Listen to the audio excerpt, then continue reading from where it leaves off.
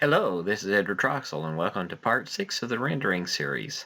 In this one we are going to actually export a PNG file, and this will allow us to take snapshots of any area of the screen. So any part of the video that we wanted a screenshot of, we could easily get that using this technique. We are going to take a screenshot of the cursor position, but this could easily be modified to take multiple screenshots. If you had, say, for example, a bunch of markers on the timeline, you could take a screenshot of each marker. So let's take a look at this. Once again, I've already added all the code to the project, and so we're just going to go through the added code and see what has changed. In order to do an image, we needed to add a new option to choose, do an image.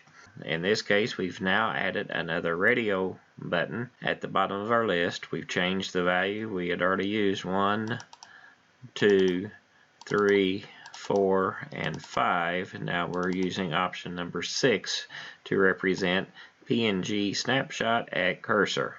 And so we have changed the ID to image, and we've changed the label for image, and we changed the name to be PNG snapshot at cursor. So now we need to go up to the top and add this to the call. Up here we've had, if the project flag was checked, then we're going to use that value. If this was checked, we're going to use that value. So now we've added, if the PNG flag was checked, we're going to use the PNG value.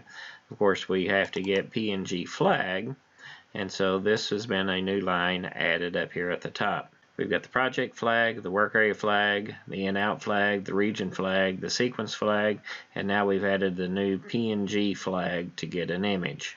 We set the flag here, and then we use the flag here and pass that to the extend script. So when we come over to the extend script, nothing up here needs to change because it's just adding another render type. So we come down to our render routine, and now we've added if render type equals 6.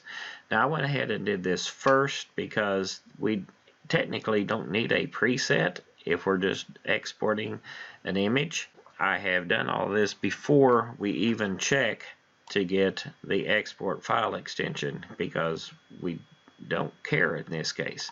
Now we have render type equals 6, and then here is what we are going to do if it is a render type 6.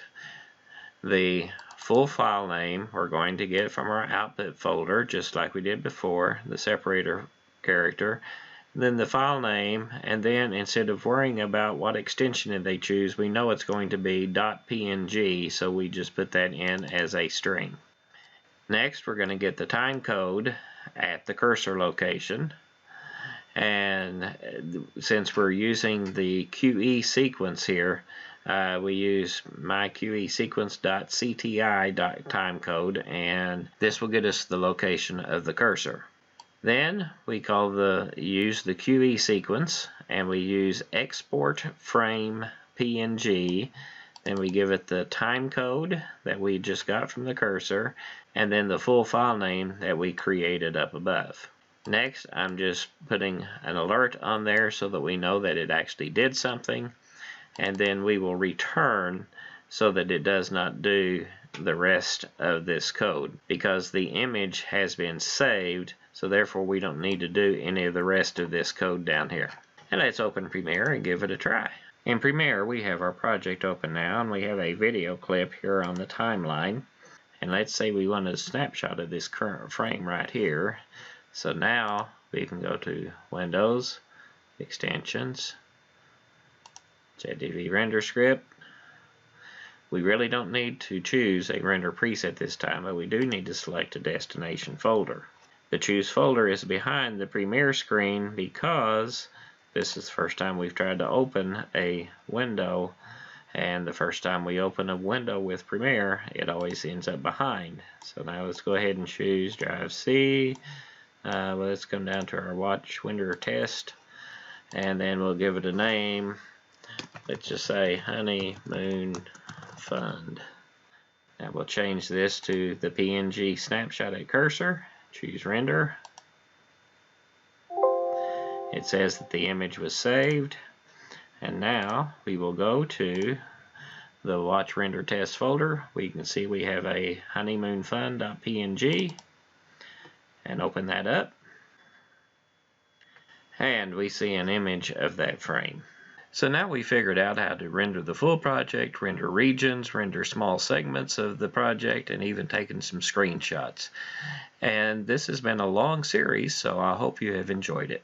Please sign up at www.jettv.com and subscribe on YouTube to get further notifications on when new videos are presented.